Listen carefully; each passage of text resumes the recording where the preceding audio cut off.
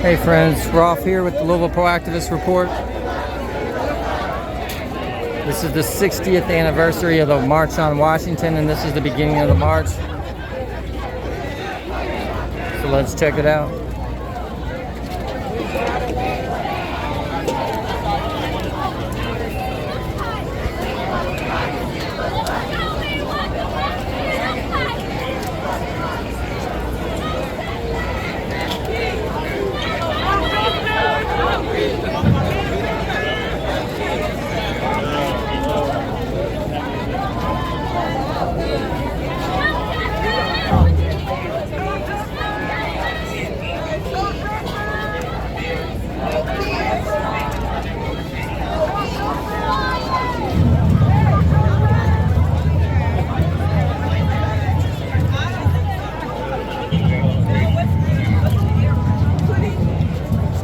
Might be better off cutting over there and going around. What do you think?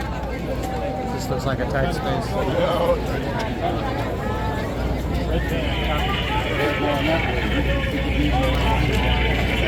Sorry.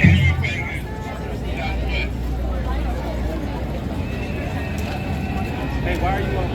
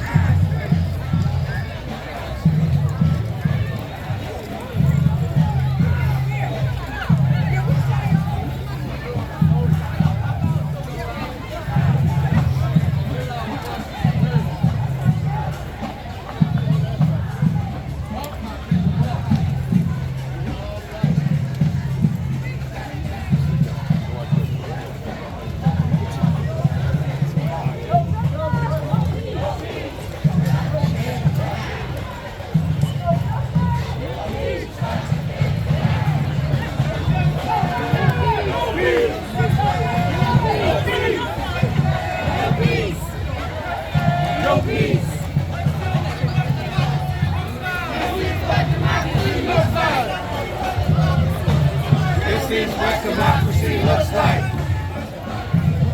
This is what democracy looks like.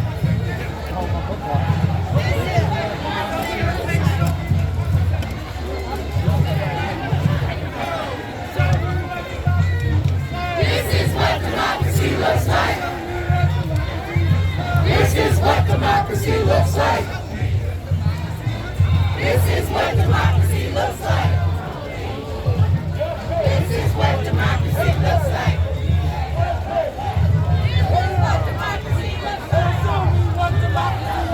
This is what democracy looks like.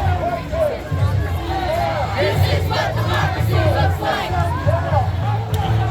This is what democracy looks like. No peace. No peace. No peace. No peace. No peace. No peace. No peace. No peace. No peace. No peace. No peace. No peace.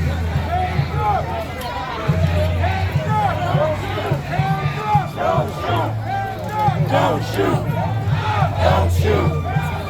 Don't shoot. Don't shoot. Don't shoot. Don't shoot. Don't shoot. No peace. No peace. No peace.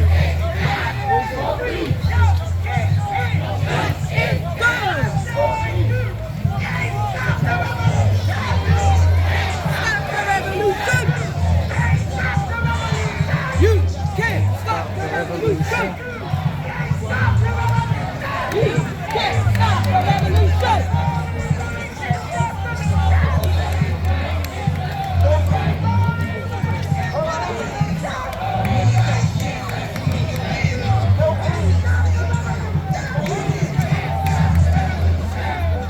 I don't claim to own the rights to any music you might hear in the background.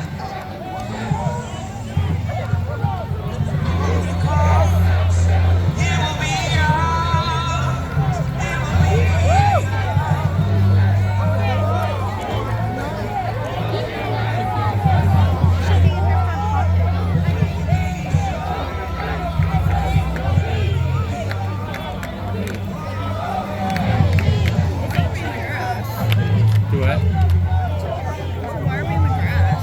They're trying to cut it shorter. It's the same route Oh, is it? last time, yeah.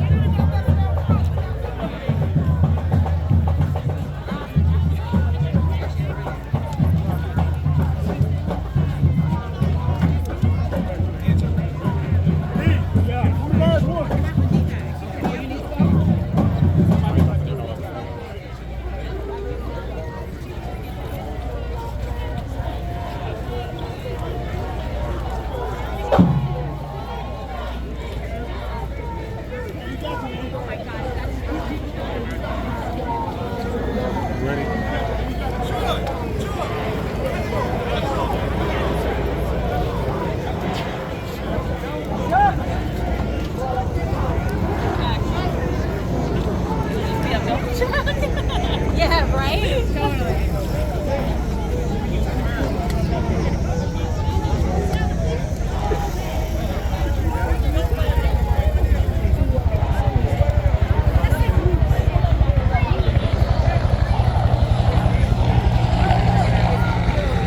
Don't leave your grandma. Don't leave your grandma. Everett. Everett. Everett.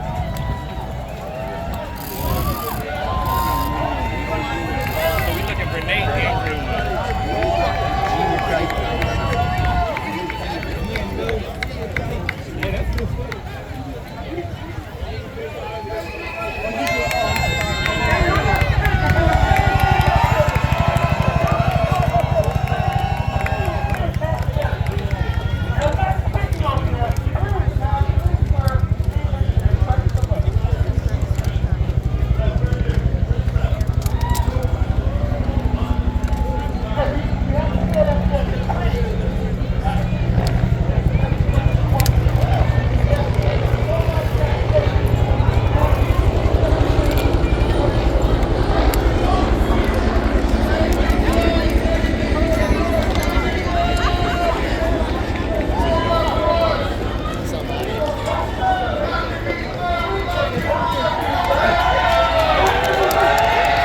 Come on, no justice. No peace. No justice. No peace. No justice. No peace. No justice. No peace. What do we want? Justice! What do we want? Justice! What do we want? Justice! When do we want it?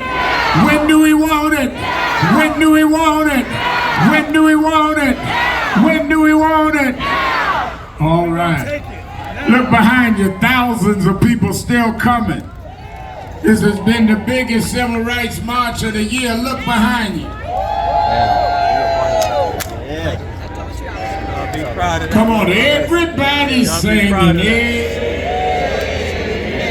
Everybody's singing. Everybody's singing.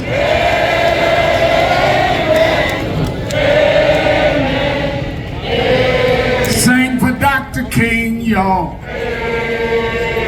Coretta Scott King, y'all. 60 years later.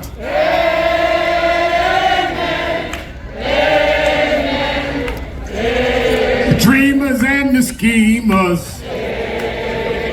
We're gonna keep marching. Everybody's singing.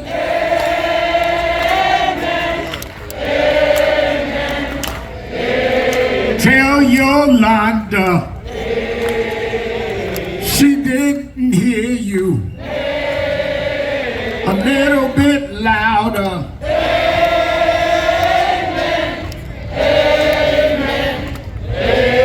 What about Andrea? Sing it louder. Tell her that you mean it.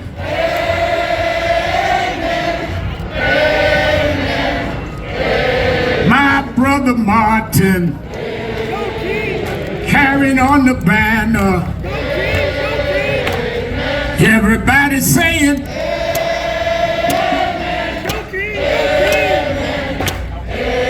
one more time, y'all. One more time, y'all. One more time, y'all.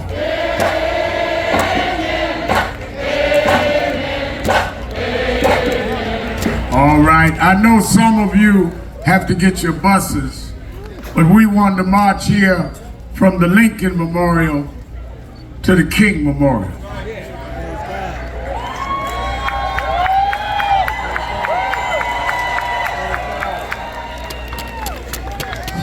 We wanted to force this nation today that's been covering 24 hours 7, the schemers. We wanted them to see the dreamers tonight. We made it because we never gave up the dream, and we won't give it up now. Now let me tell you this. Tonight, start with my show, which is Yolanda Renee King's favorite show. At least she tells me that. I want to show on one side of the screen what happened January 6th, and on the other side what happened on August 26th. This is what America ought to act like. This is what America ought to be like. We marched with more people and nobody hurt nobody. We didn't try to hang nobody. We didn't cuss out nobody. We didn't try to threaten nobody. We're the dreamers, they're the schemers. Let's stay together.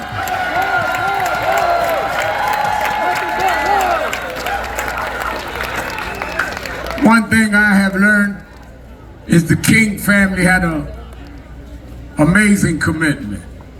I see Amazon. Where's Chris? Chris should be speaking. Come on up here. Come on, Chris. Y'all let Chris through.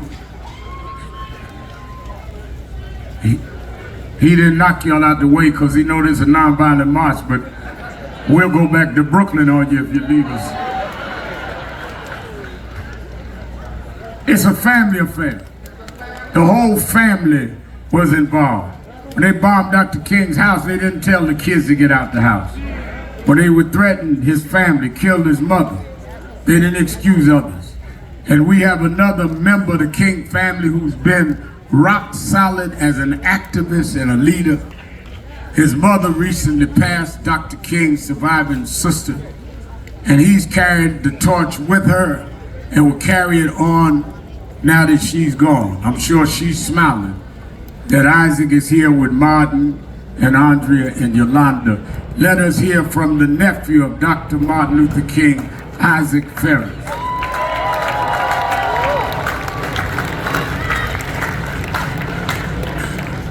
Thank you, Reverend Sharpton. I'd like to thank my cousins, Martin, Yolanda, and Andrea.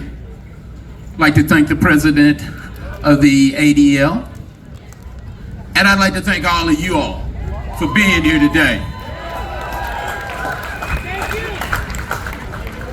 60 years ago, my uncle, Martin Luther King Jr., stood not too far from here, from where we just left, and gave a historic speech for the cause of American democracy.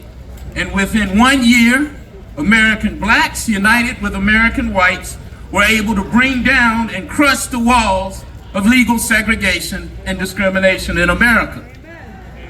60 years ago, another man, Nelson Mandela, took a trip to prison for the cause of South African democracy, where he endured 27 years of humanitarian service behind bars before South African blacks, united with South African whites, were able to bring down and crush the walls of South Africa's constitutionally mandated segregation and discrimination. For America, the game-changing difference was that Martin Luther King Jr. was armed with the world's most powerful non-violent weapon, the American Constitution.